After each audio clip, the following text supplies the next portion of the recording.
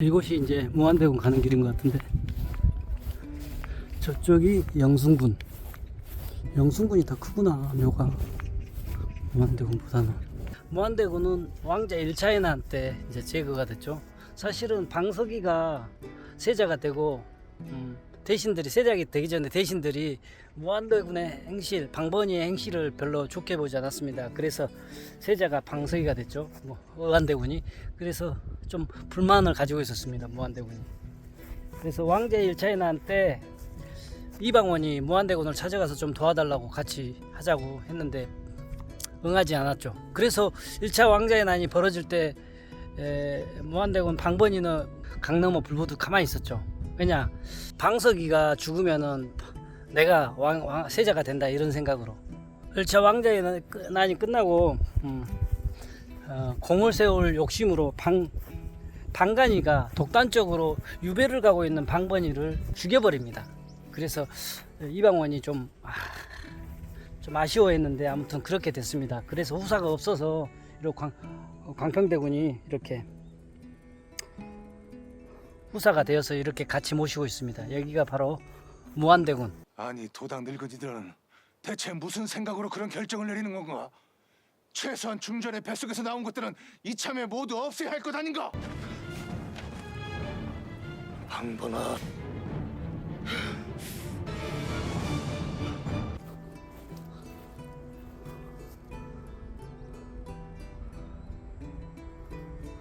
여기가 무안대군이요. 크게 되겠습니다. 잘 갖춰졌네. 뒤에 이제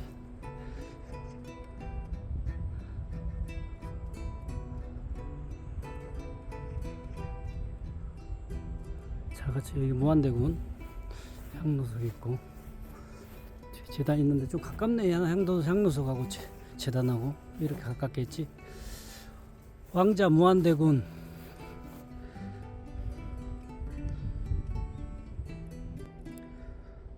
왕자 무안대군 증익장의 공휘 번호번지 묘회자 4만 9대 왕자 부자 이렇게 적혀있네.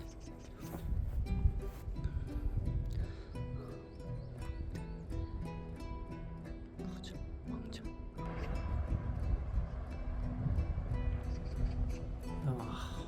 강남 이런 한복판에 이렇게 무덤이 이렇게 많다는 게 정말 신기하긴 하다. 땅값도 정말 비쌀 텐데. 후손들이 엄청 잘 사나 보네. 이런 데다가 이렇게 이거를 쓸 정도면 진짜 잘 사나 보네. 이제 여기 들어오려면 웬만큼 명예가 있지 않은 이상 들어올 수는 없겠죠. 이런 비싼 땅에 최소한의 700기가 있답니다. 여기 700기가 봉분이 700기가 있답니다. 그래서 그 정도한 대부분 지방으로 흩어졌겠지만 광평대군의 파들이 종가들이 근데 이제 여기에 들어오려면 진짜로 명예가 있어야 되겠죠. 지금의 뭐 당대표나 국무총리 정도는 해야지 여기 들어올 수 있겠지. 그리고 아마 이렇게 번창할 수 있는 가장 크게 기여한 사람이 영순군이겠죠. 광평대군의 이렇게 후손들이 가장 크게 기여한 사람. 여기 보면은 재단이 굉장히 높게 되어 있습니다. 광평대군 아들이기 때문에 바로 옆에 놓아져 있고요. 어떻게 보면 광평대군보다 더 잘 되어 있는 것 같아요. 자손의 역할이 번영을 해서 그런가, 광평대군은 일찍 돌아가셔서 그런가 넓긴 넓은데 이제 바로 밑에 이렇게 자손들이 되든지 부모들이 되든지 자손들이, 여기는 무덤이 쌍분도 아니고 이거는 3분이네. 3분 무덤이 3개가 있습니다. 정말 특이하다. 이거는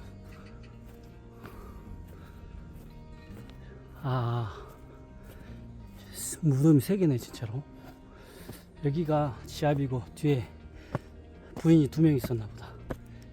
무덤이 3개입니다. 여기서 지아비하고 이제 부인이 2명 있었나 보네. 영순군입니다. 영순군.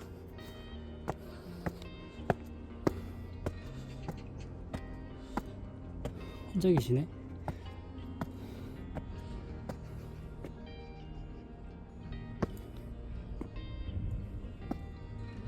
같이 계시나 보다. 영순군 이렇게 신도비하고 무안대군 신도비 이렇게 다 역사적인 사료가 있나 봐요. 좋은가 봐요. 기록 자료가 이렇게 비슷하네. 세 개가 신도비가 비슷합니다. 광평대군 신도비도.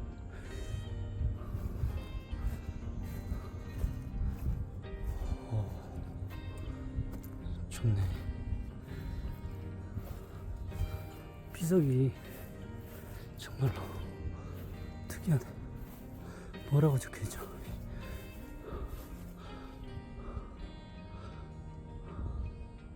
영순군.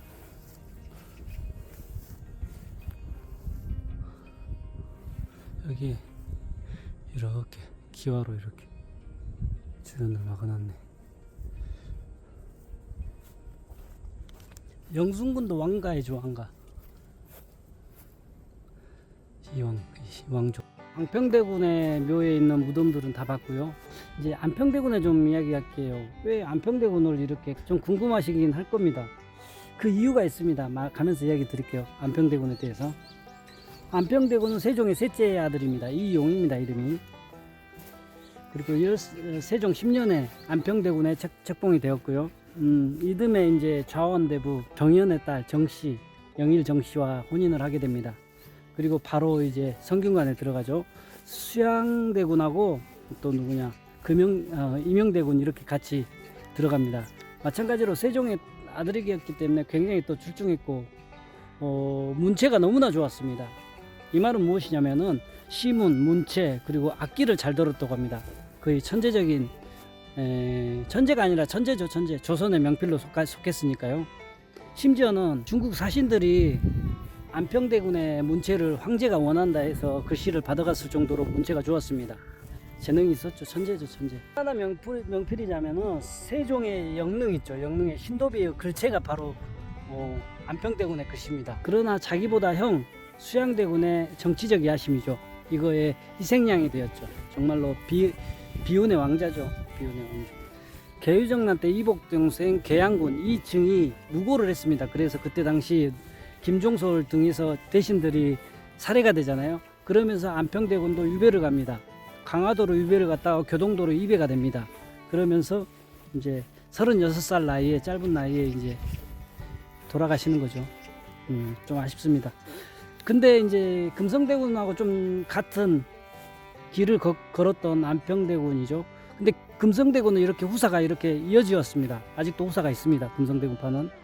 보니까 제 거 댓글에 가끔 보니까 금성대군 파로 있는 분들이 와서 댓글을 다시더라고요. 안평대군하고 금성대군하고 같은 종가라고 봐야 된다. 손녀가 있었는데 손녀는 사실은 후사를 잇기는 그렇잖아요. 직동이 아니기 때문에 아들들은 다 주멸되었다고 합니다. 그래서 그때 당시 영조가 명을 하죠. 금성대군의 후사 중에서 이역수를 안평대군의 후사로 정해서 이렇게 명맥을 이어옵니다. 근데 이제 그러면 안평대군 후사하고 금성대군 후사는 같다고 보시면 되겠죠. 공사손이 됐으니까. 사실은 이렇게 후사가 없는 이유는 안평대군이 돌아가시고 나서 수양대군이 안평대군의 흔적을 다 없애버렸습니다. 그때 당시 글씨 같은 경우도 220점 이상 있었는데 글씨도 다 없애버리고 모든 흔적을 없애버렸습니다. 그렇기 때문에 제가 안평대군을 이렇게 광평대군 능에 와서 이렇게 이야기를 드리는 겁니다. 이제 포천 쪽에 안평대군에 이렇게 묘와 신도비가 나옵니다. 좌표가. 근데 거기는 안평대군이 아니라 인조의 아들 인평대군입니다. 인평대군. 잘못 아시고 계십니다. 저도 거기 찾아갈 뻔했거든요. 그래서 거기는 포천에 있는 안평대군이라고 좌표가 찍힌 것은 인평대군입니다. 오해하시면 안 됩니다. 댓글 다시면 안 돼. 댓글 다시면. 수양대군이 6일 만에, 그것도 6일 만에 다 없애버렸다고 합니다. 흔적들은. 그래가지고 좀 안타깝죠. 안평대군의 글체들은 정말로 뛰어났다고 하는데, 목류도원도 있잖아요. 목류도원도 들어보셨을 거예요. 그게 안견이 그렸는데 안평대군의 꿈을 듣고 그린 겁니다. 당시 안견도 좀 위험에 빠졌죠. 왜냐면은 빠질 뻔했죠. 안평대군하고 친분이 있는 사람들은 다 제거가 됐는데 그때 당시 안견이 안평대군에 먹이 탐났다고 합니다. 그래서 먹을 뿌리 깐 거죠.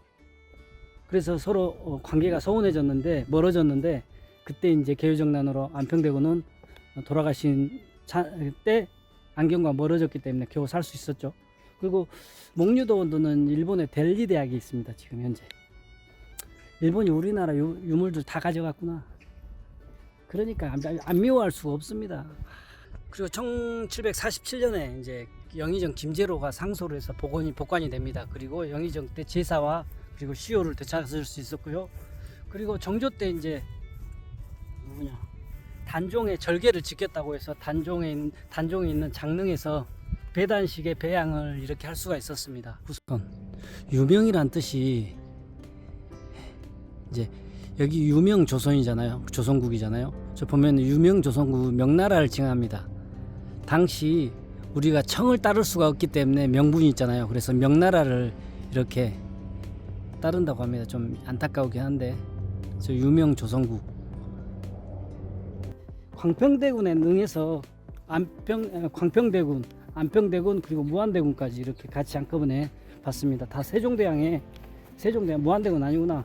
안평대군과 광평대군은 세종대왕의 후손입니다. 광평대군은 이여, 안평대군은 이용, 다 외자죠.